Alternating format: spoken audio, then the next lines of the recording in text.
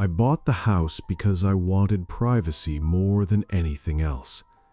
It backed up against a large area of woods that nobody really seemed to use. The fence, parts of it leaned, sections were covered in vines, and every spring the brush along it grew so thick that you could barely see where the property line actually was. I had been putting off clearing it for months because it was a miserable job. The area was full of thorn bushes, fallen branches, and those little saplings that seemed to grow overnight. One day I finally decided I was tired of looking at it.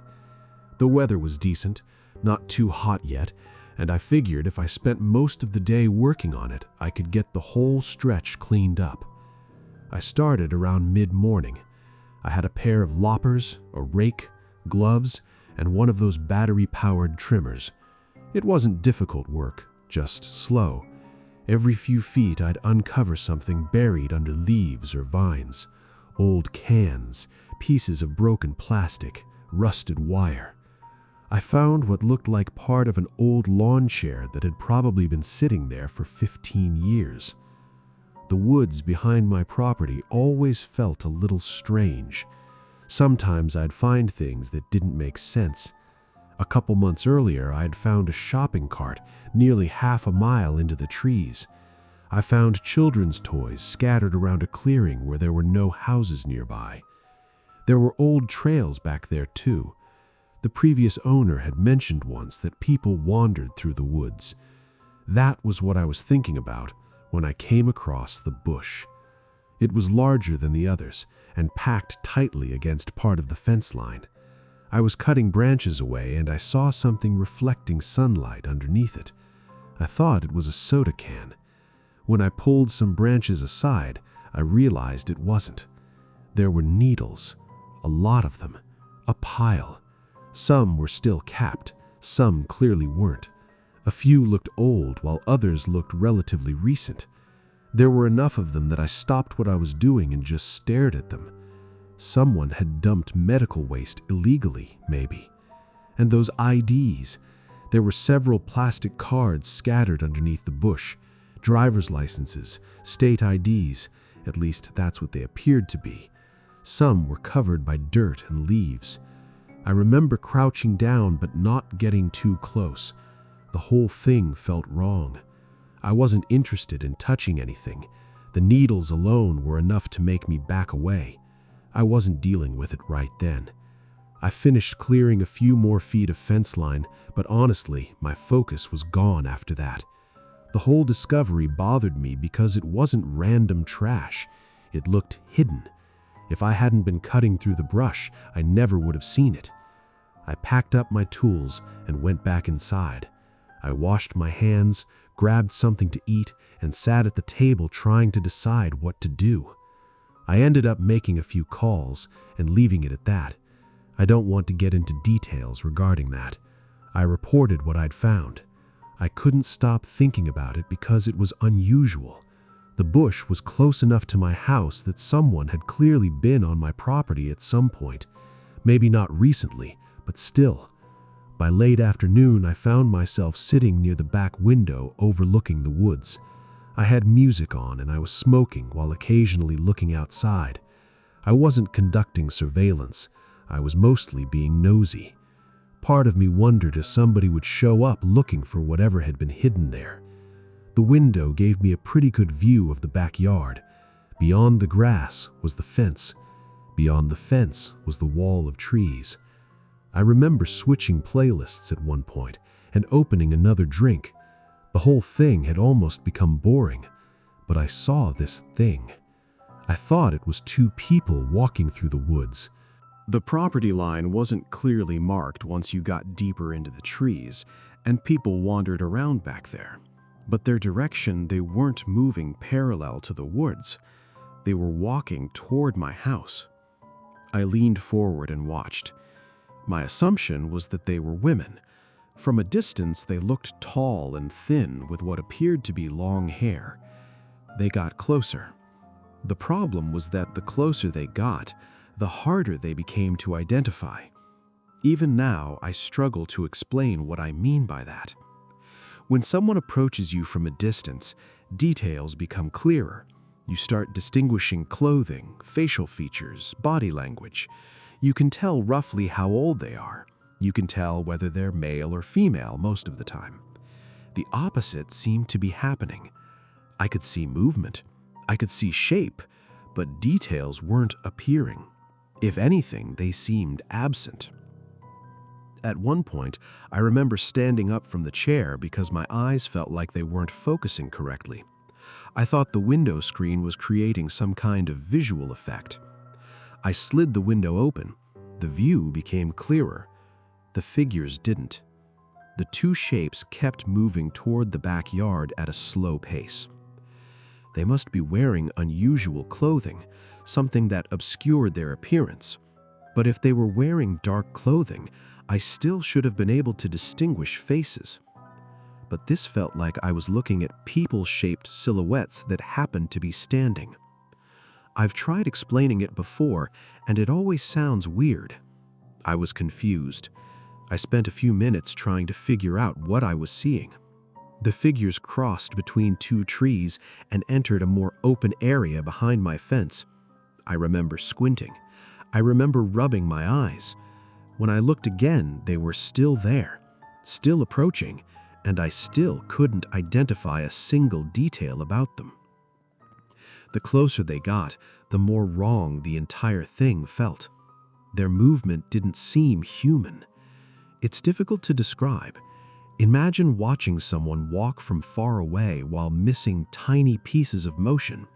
Like your brain expects to see natural body movement, but something isn't lining up correctly. That was the sensation I had. I couldn't point to exactly what was bothering me. I just knew something about the way they moved made me increasingly uncomfortable. I stepped away from the window and walked into the kitchen, grabbed another cig, came back and looked outside again. They were closer. A lot closer. I felt genuine fear. The fear came from the fact that I still couldn't answer the simplest question imaginable. Who were they? By that distance, I should have known. I should have been able to see faces. It felt like my brain kept reaching for details that simply weren't there. I moved closer to the glass. I was trying to focus on individual features and getting nowhere. My eyes would settle on where a face should be, and it was like there was nothing there to lock onto.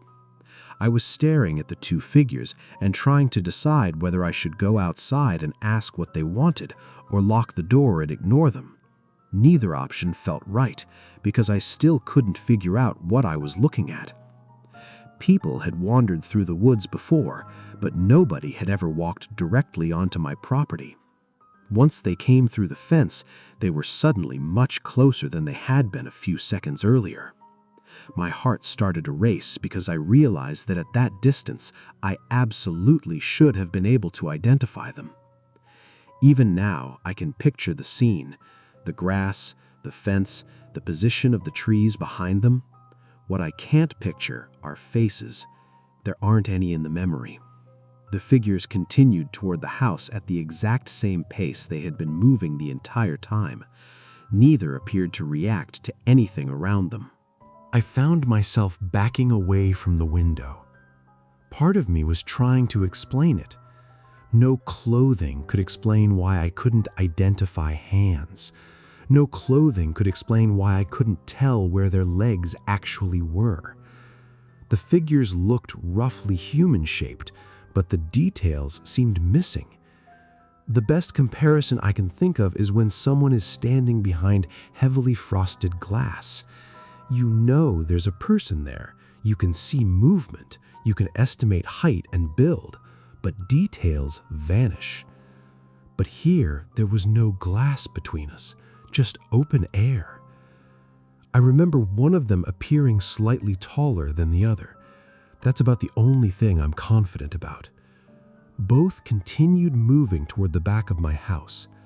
I still couldn't see a face. I was just overwhelmed by the feeling that something was deeply wrong. The fear hit me, and it surprised me. The figures were still approaching. I yelled. I snapped completely out of whatever stunned state I'd been in.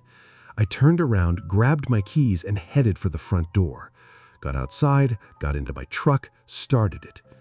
I looked toward the backyard through the mirrors but couldn't see anything from that angle. A few minutes later, I was on the road heading toward my parents' place. I arrived at my parents' house acting like a lunatic. I scared them. I tried explaining everything and quickly realized how insane it sounded. I kept hearing myself describe two figures in my backyard and thinking it sounded like I was having some kind of breakdown. My mom asked if someone had threatened me. I stayed there that night. Every time I considered going back to the house alone, I felt sick to my stomach. My father drove over there with me during daylight. Nothing had been damaged, nothing had been stolen. I walked around trying to make sense of it. There was nothing unusual about the glass. Nothing unusual about the angle. I spent a lot of time thinking about the woods behind that house. There had always been odd little things, enough to create an uneasy feeling. Noises at night, evidence that people had been back there even though nobody ever seemed to admit using those trails. As strange as the needles were, I think they were unrelated. They were concerning for obvious reasons, but they felt like something explainable. People hide things. People dump things. People do stupid things. The figures felt completely separate from that. The only connection was timing. If I hadn't found the needles, I wouldn't have spent hours sitting at that window watching the woods. I would have finished my yard work and gone about my day. I would have missed whatever happened. The discovery under the bush kept me in that chair long enough to see those two figures approach the house. Had I gone inside and turned on a movie or taken a nap or run errands, I never would have known they were there. After a while, I stopped sleeping well whenever I stayed at the house. Friends told me I was letting my imagination get the better of me. I don't know. Every time I pictured those two figures approaching across the yard, I felt the same fear all over again. Because they didn't look like anything. Eventually, I made the decision to move. There were practical reasons too, but that experience was definitely part of it. Convincing my parents that I was serious wasn't difficult because they'd seen how badly the whole thing affected me. I wasn't acting like someone telling a spooky story. I genuinely wanted out of that house. The property was sold and I moved away. I've never had another experience remotely like it. I've seen plenty of strange things in my life that eventually had reasonable explanations. This one never did. Those figures walked from the woods all the way to my yard. With every step, they got closer, and somehow, the closer they got, the less human they seemed. I found the needles that day, and those bothered me for a while. Finding hidden needles and IDs in the woods behind your house is unsettling enough on its own. But years later, I barely think about that discovery anymore, because whatever those two figures were, whether they were actual people, some bizarre visual misunderstanding, or something I still can't explain, the fear I felt when they crossed onto my property was real.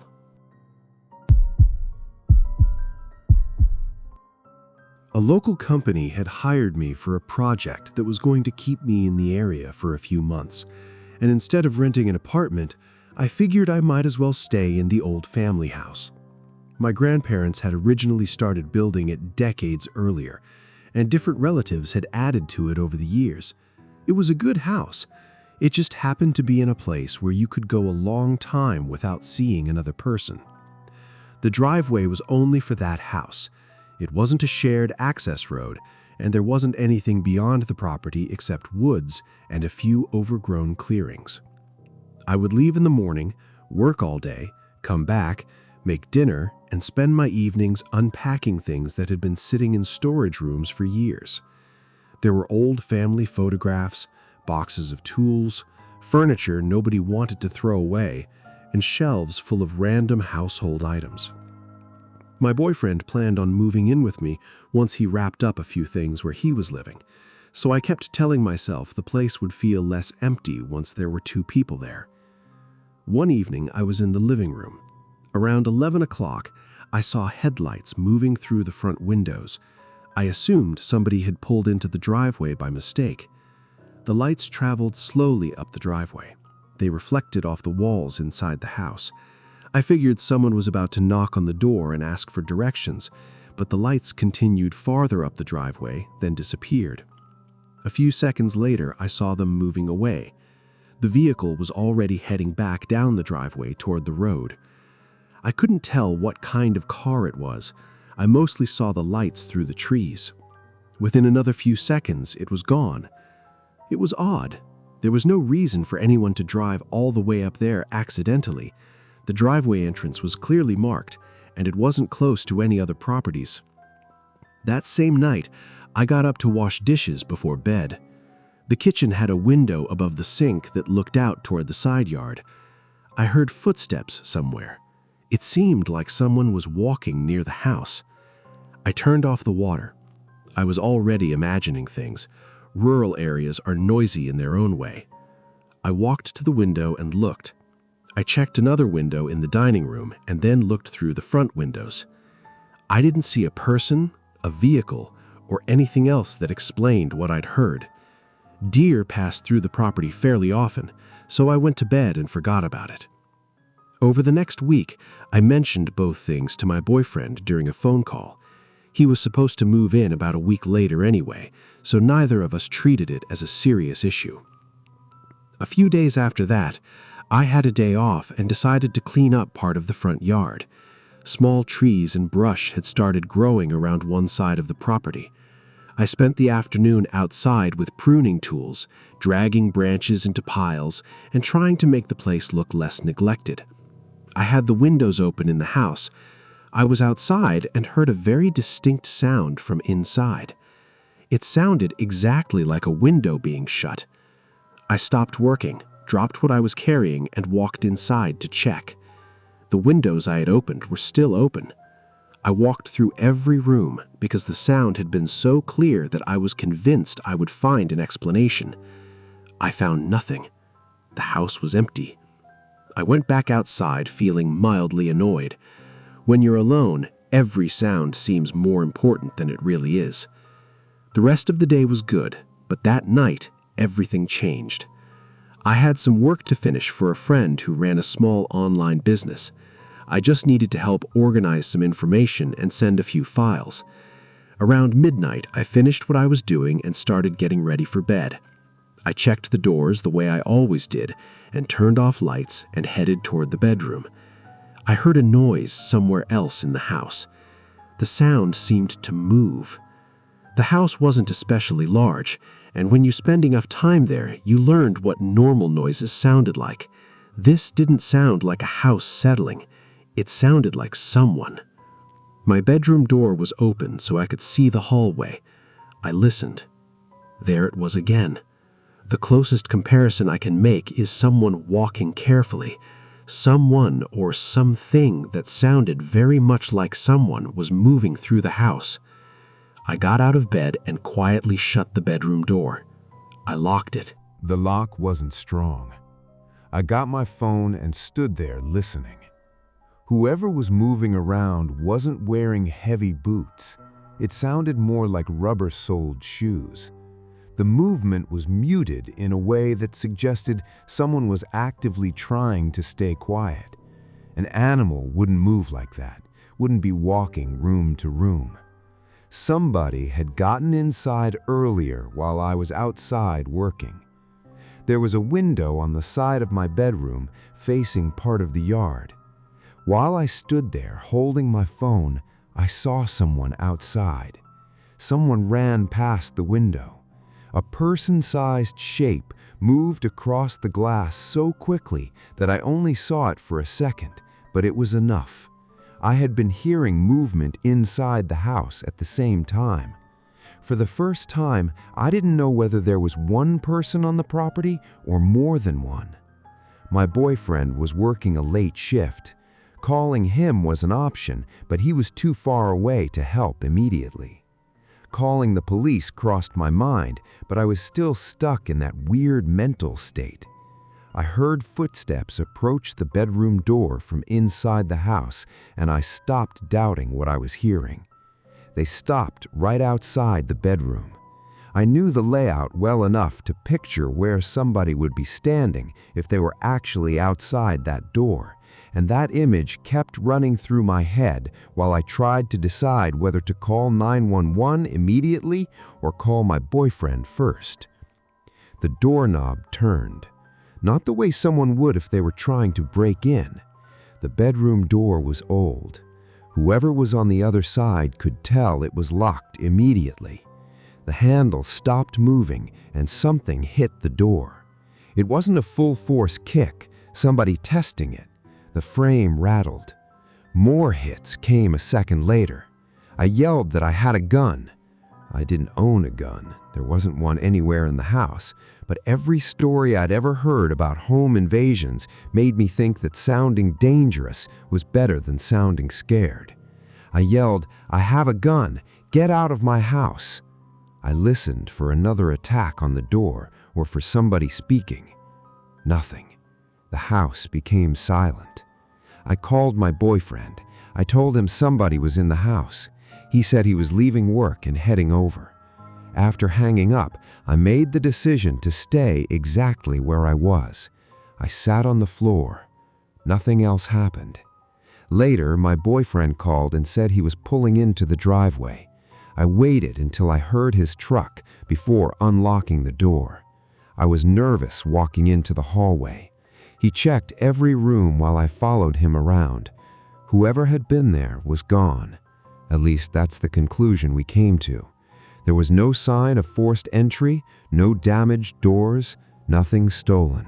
The only thing we knew for certain was that I had heard someone moving through the house and someone had kicked the bedroom door.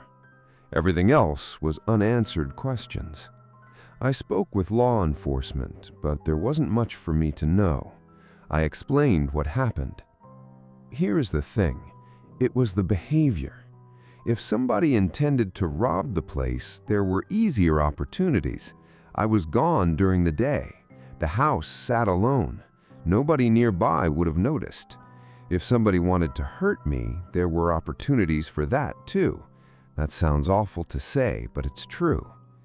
The person had apparently been around the property multiple times. The sound inside the house while I was working in the yard, the movement in the house that night, the person running past the window, all of those things seemed connected when I looked back on them. What I couldn't understand was why. Whoever it was seemed patient. They didn't force a confrontation when I was walking around outside by myself. They didn't rush me when I was moving between rooms. Instead, the only direct aggression happened after I locked myself in the bedroom. I've gone over that hundreds of times. If somebody was watching the house, they would have known the bedroom had a lock because it was visible from the hallway. They would have known I was effectively trapping myself inside. So why wait until then? Why kick the door? The whole thing felt less like somebody trying to achieve a goal and more like somebody trying to create fear. That's exactly why I still think about it. A lot of scary situations make sense once enough time passes. You eventually identify a motive or you learn something you didn't know at the time. This never became one of those situations. My boyfriend moved in sooner than originally planned. Neither of us was comfortable leaving me there alone after that. All those things happened within a relatively short period of time and seemed to escalate until that night in the bedroom. I've had people say it was a squatter, somebody using the property without my knowledge, a trespasser who became aware the house was occupied, or someone who had been watching the place because they assumed nobody lived there anymore. The person running outside while I was hearing movement inside the house is what keeps pulling me back. It felt like there were two different people, one inside, one outside. I can't prove that. I can't even say it with certainty. It's just how it felt. The family still owns the house, Most people who see it wouldn't think twice about spending a night there. Whoever it was had multiple chances to do something far worse than they did, and for some reason, they chose not to.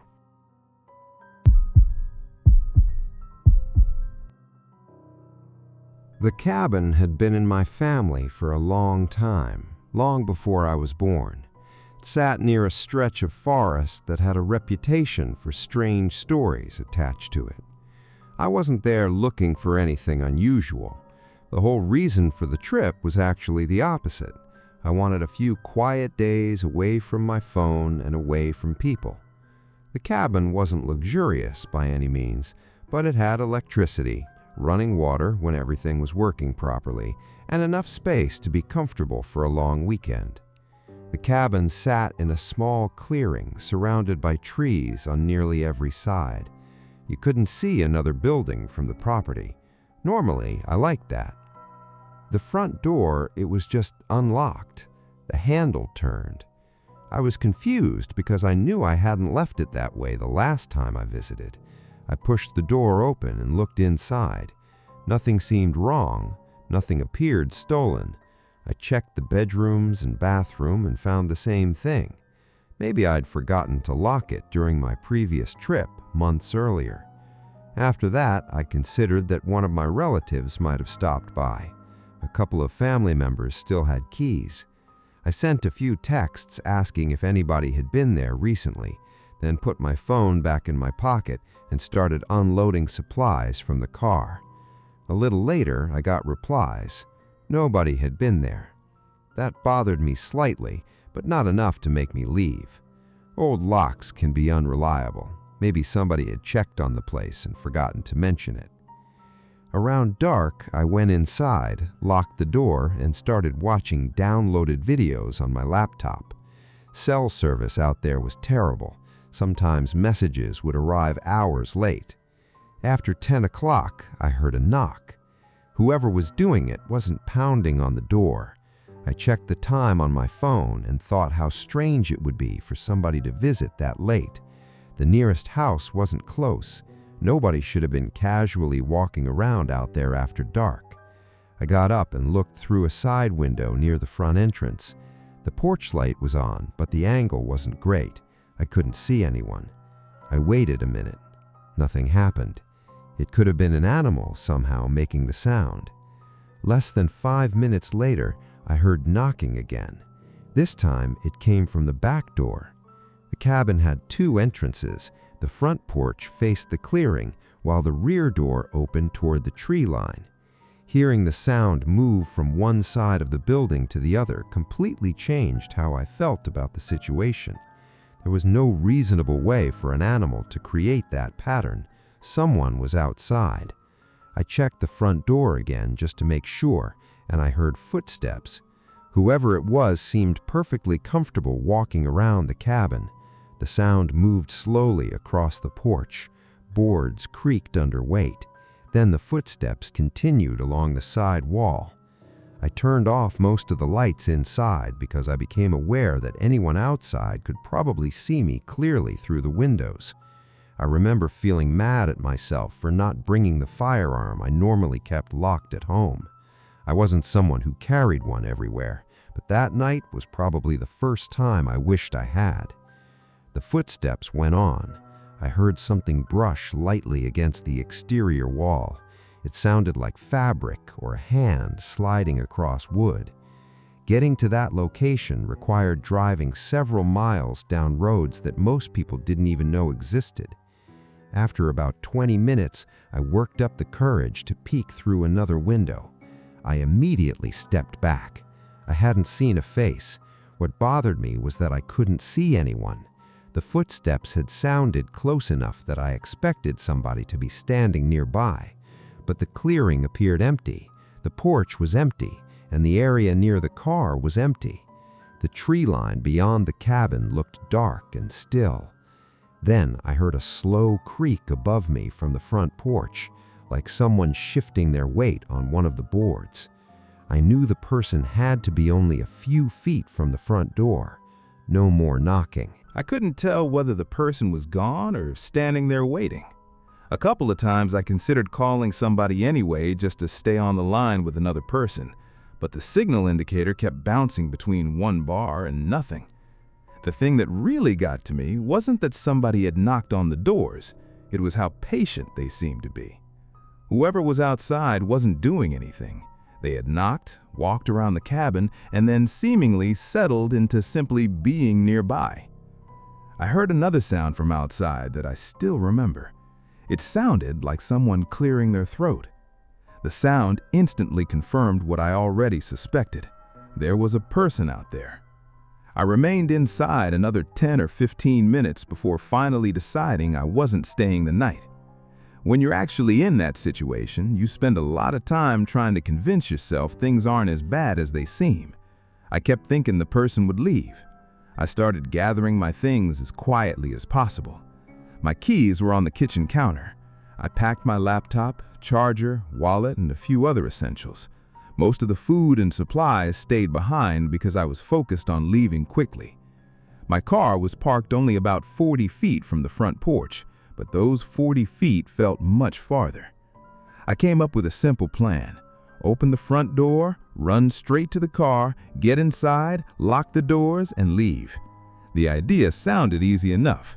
Actually doing it was another matter. I was standing near the front entrance with my keys already in my hand.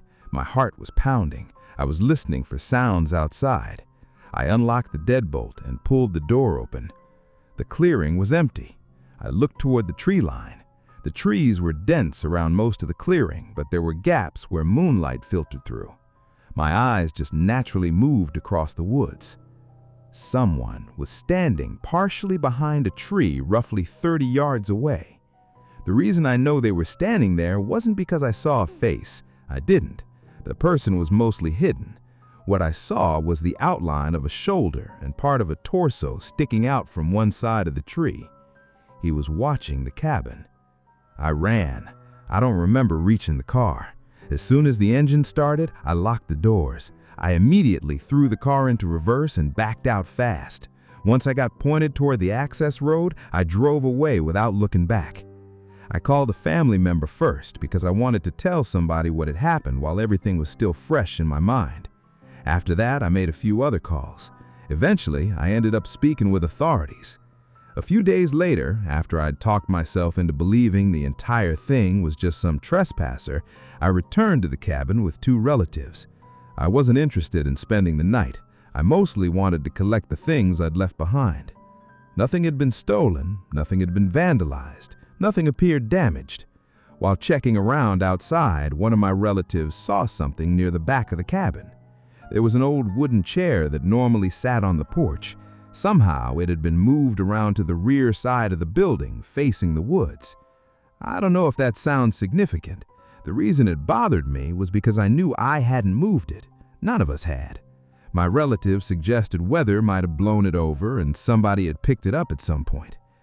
I remember looking at that chair and feeling uneasy because it seemed positioned almost deliberately, like someone had wanted to sit there facing the trees. Months later, I was talking to an older man from the area. He'd lived there most of his life and knew the woods well. According to him, people used portions of those woods to stay hidden from other people. He said locals occasionally discovered makeshift camps deep in areas most visitors never explored. He said that if somebody had been living out there for a long time, they knew the woods far better than I ever would. They'd know every trail, every shortcut, every place a person could hide without being seen, and they would have noticed me arriving long before I noticed them. Somebody had entered the cabin before I arrived and left when they heard my vehicle. The knocks came from both doors. I heard someone walking around the cabin. I saw a person standing behind a tree watching me. I've replayed that night countless times over the years. If it was a prank, it was an incredibly strange place to pull one. Let's say trespassers, they showed an unusual amount of patience. I've never spent another night there by myself. Whoever that person was had been standing there quietly, partially hidden behind the trunk, watching the cabin in complete silence. And the fact that they disappeared the second I got into my car has never sat right with me. I have no idea who was out there.